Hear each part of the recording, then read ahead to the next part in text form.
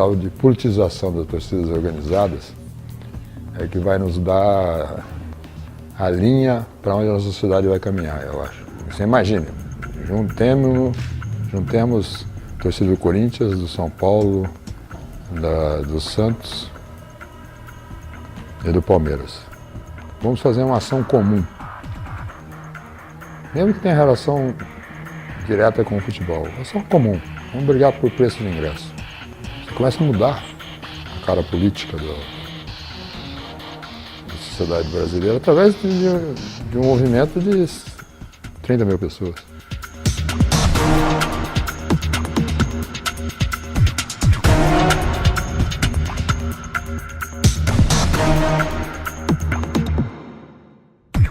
Esses movimentos que estão no seu nascedouro ainda tem muito mais a ver com a mudança na sociedade do que exclusivamente com o futebol. O futebol vai estar junto, mas é a mudança na sociedade, coisas mais profundas, mais importantes, mais interessantes. Porque o resto morre. O que nos interessa mesmo é aquilo que vai viver.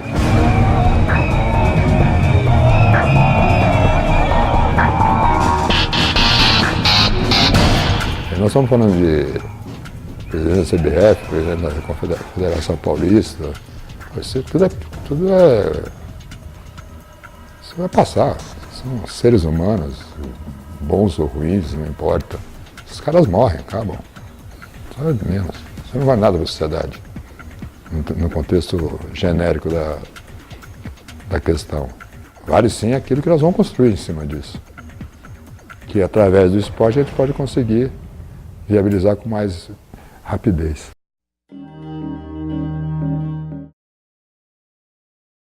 Em 69 é que a gente começou a falar mesmo de torcida organizada. Um grupo de meninos, olha, vamos fazer isso, vamos se encontrar. E em 69, realmente, em 26 de setembro de 69, nós resolvemos, então, firmar um compromisso com a gente e formar uma torcida organizada, que seria a Torcida Jovem do Santos.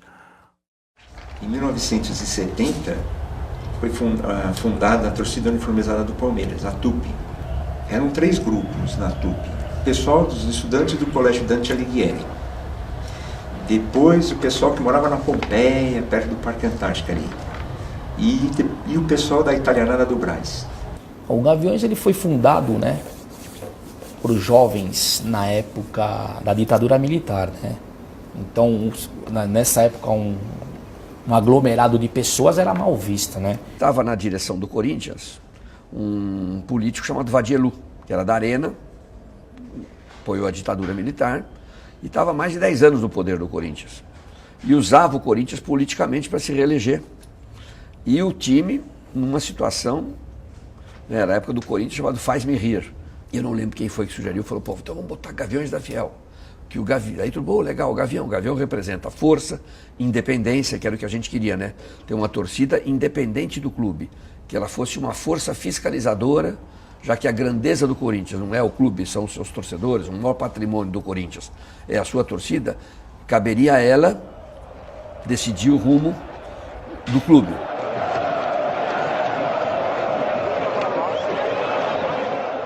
Eu me lembro que em 70, apesar da minha idade, enquanto a gente comemorava o tricampeonato, morria muitos companheiros, como o Vladimir e outros.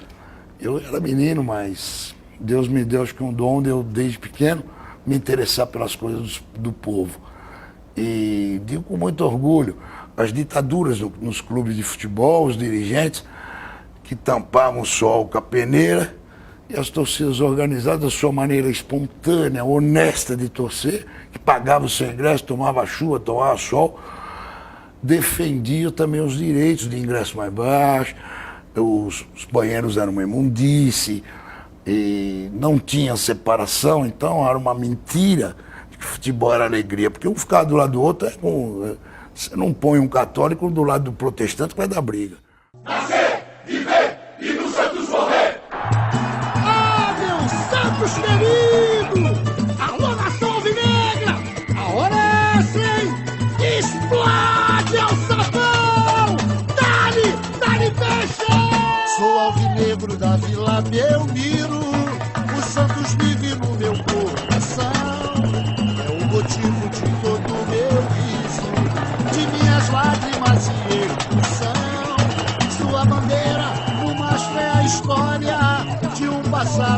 presente só de glória. Nascer, viver e nos Santos morrer é um orgulho que nem todos podem ter. Então a gente sempre procurou participar de todos os mais importantes eventos políticos do Brasil, desde a campanha das diretas já, campanha da anistia, sempre teve essa relação.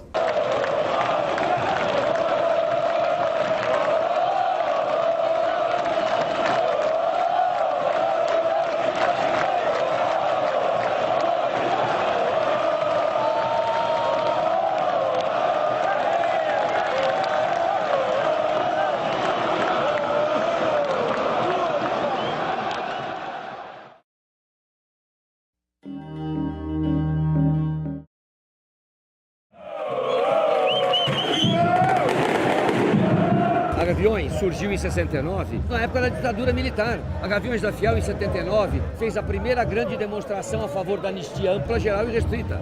Participamos das campanhas das diretas, presidente quem escolhe a gente, campanha da redemocratização do país, apoiamos a greve dos professores estaduais, participamos da ocupação das escolas. Então como é que política não se mistura? Sabe por que a política se mistura? Porque faz parte da vida do povão corintiano os embates do dia a dia.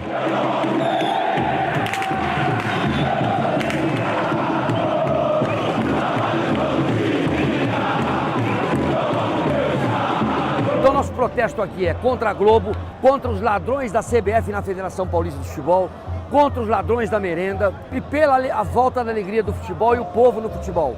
O povo está cansado de ingresso caro no estádio, está cansado de jogo às 10 horas da noite para terminar à meia-noite a ditadura da Globo.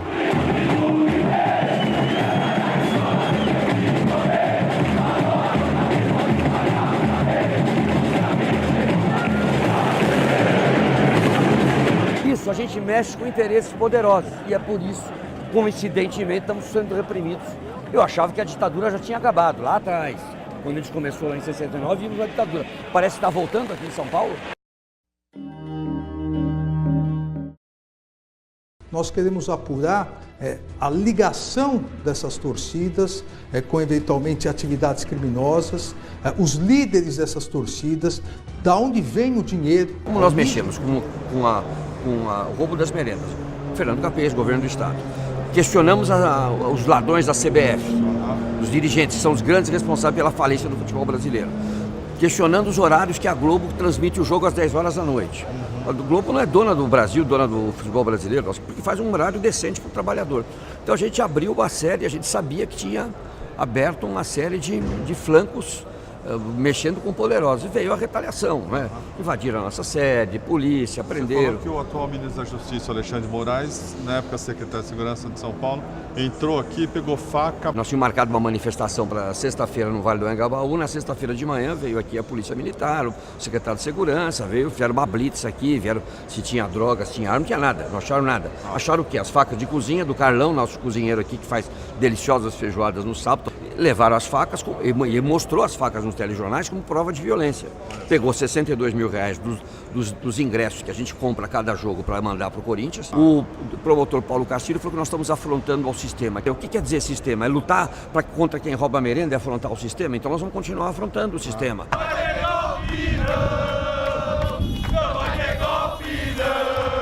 Estado de Direito que se instalou no Brasil por ocasião de um movimento em que a gente participou e a gente vem aqui reiterar esse movimento pela democracia. E Gaviões é povo. As pessoas que fazem parte da Gaviões moram aonde, na sua maioria? Moram na periferia da cidade, nos bairros menos fortes. Então, naturalmente, eles reivindicam, a gente participa da política no sentido de tudo que é bom para o povo, a Gaviões defende. A torcida organizada hoje é a única, realmente a única aglomeração de pessoas que você pode dizer que ela é socialista, que ela é totalmente, ela não liga para a sua condição social. E é uma coisa muito louca, porque forma mesmo. Principalmente os que vivem mais. A gente acaba conhecendo todas as classes sociais, convivendo com cada uma delas, cada pessoa. Mano, a maior riqueza dos Gaviões que a gente fala é a diversidade. E a diversidade te ensina. Aquelas diferenças que a sociedade valoriza, o caralho, essas besteiras que a sociedade valoriza, porra, dentro da torcida é totalmente esmagada, mano, porque não tem espaço pra isso. Pô, vai ter espaço pro cara que não gosta de nordestino? Porra, velho, 90% dos caras que tá no torcida é filho de nordestino, se não é filho, é neto de nordestino. Porra, não vai ter espaço? A gente acha que o ideal seria que as torcidas organizadas tivessem juntas na mesma luta, porque na verdade todo mundo é povo, né? Agora, tem a rivalidade do futebol, que é muito grande, né? Um histórico. É mais. Mas eu acho que isso é um caminho que está começando a ser trilhado. A gente tem uma boa relação já com algumas torcidas, com a torcida jovem do Santos, que já entrou com as faixas contra os ladrões da merenda, contra a CBF, contra a Globo.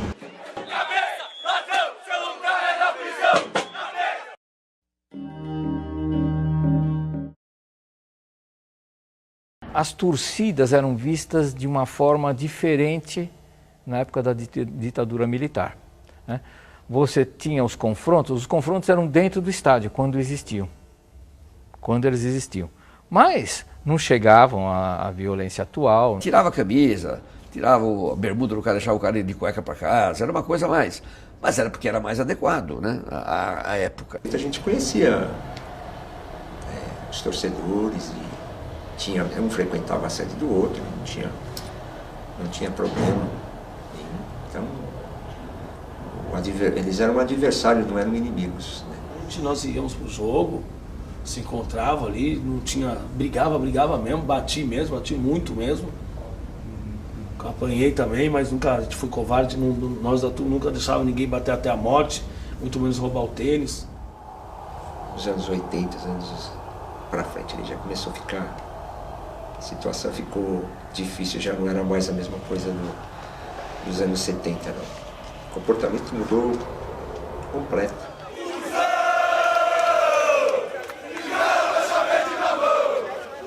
A época mais violenta da noite foi justamente de 89 até 92. O que fez a torcida assim, realmente explodir em violência. A torcida explodiu mesmo de violência de uma maneira que assim, a gente ganhou um nome. Hoje a Mancha é reconhecida mundialmente exatamente por causa dessa época. Acho que foi a época mais tensa da torcida. Os anos 80 foi um ano que explodiu. Foram quando eles viram realmente a força de uma torcida, a força do povo. E aí nós começamos, no finalzinho para 90, a ser perseguidos.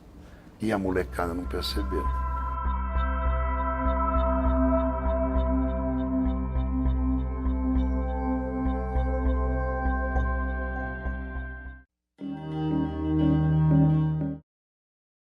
Aí aconteceu do São Paulo, acho que o São Paulo tomou o gol lá, que foi aquele gol de ouro lá, aquele negócio lá que era.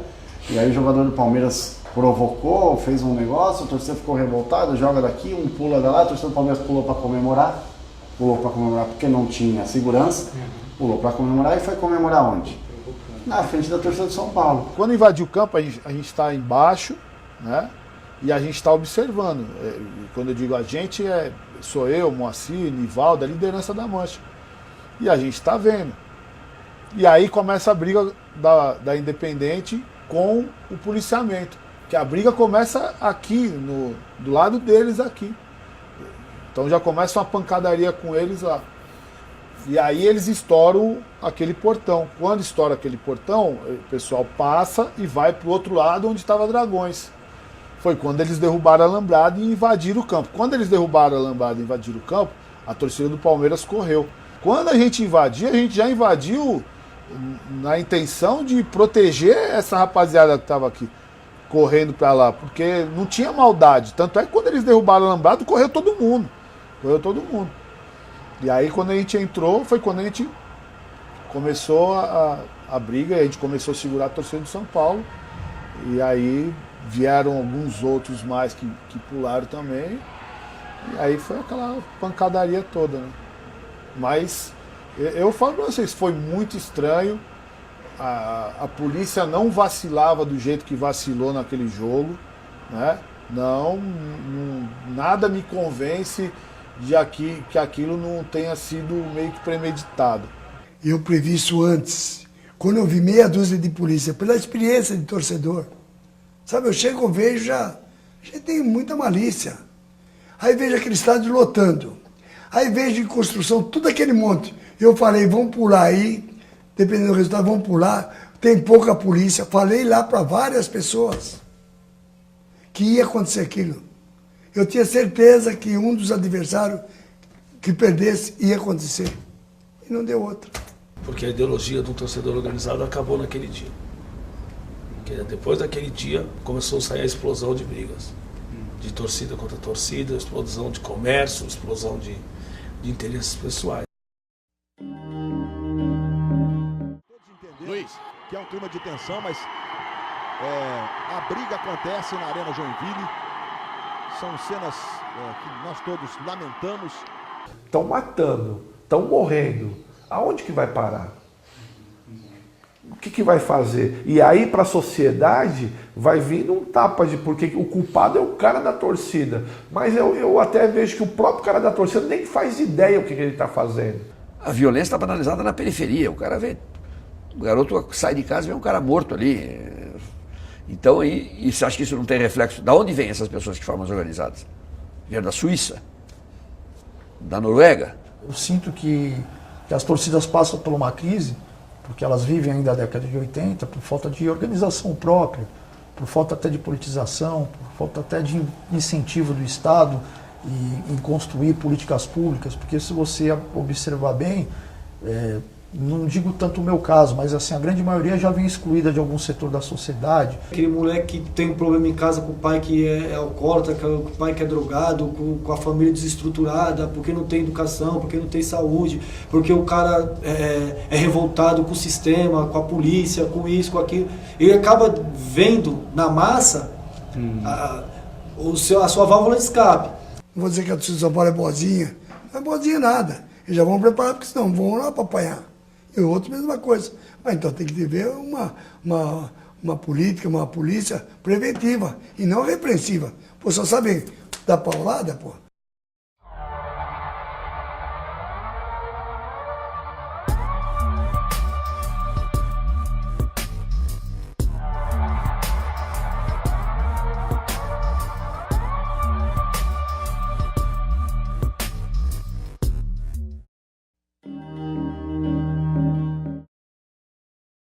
Em 70 tinha até a música, né? 90 milhões de brasileiros, né?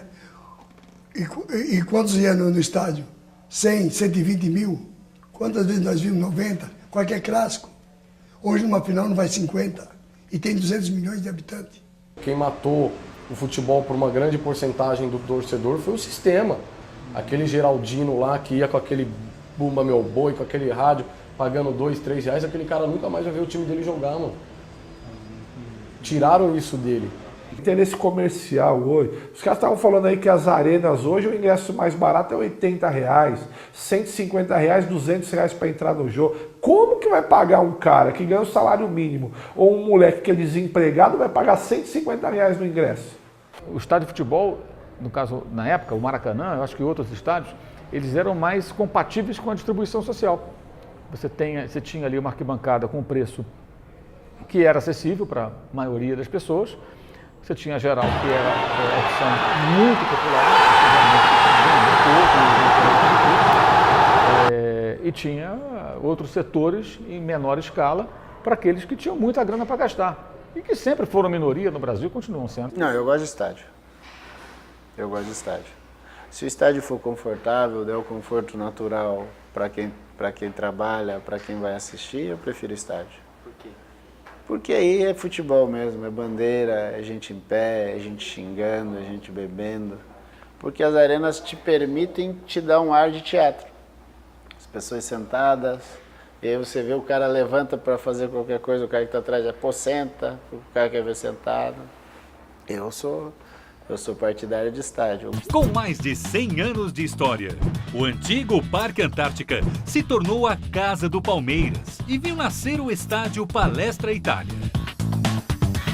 Um espaço com tamanha tradição, mas com instalações já antigas, precisava se reinventar para acompanhar a evolução da cidade e entrar no século XXI. Surgia assim o projeto do Allianz Parque. Esse novo conceito permite que a arena tenha atividade diária, oferecendo serviços a uma região que não para de se desenvolver. Esse processo dinâmico, ele é parte constitutiva da história dos estádios. A gente não deve também imaginar fixar um período e eternizá-lo.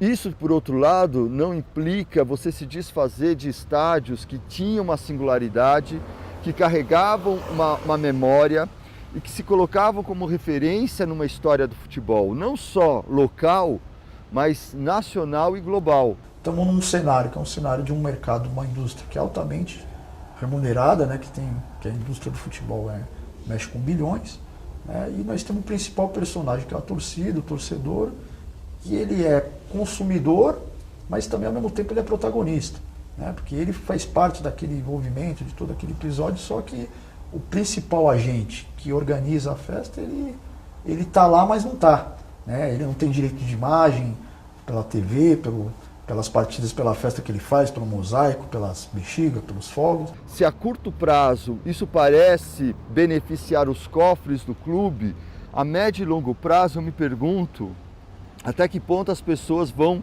reproduzir esse vínculo com as novas gerações que jamais talvez terão acesso a esse estádio. Eu acho que o grande problema é esse, eles são pensados para a classe média, da mesma maneira que muitos marqueteiros do clube só pensam na classe média.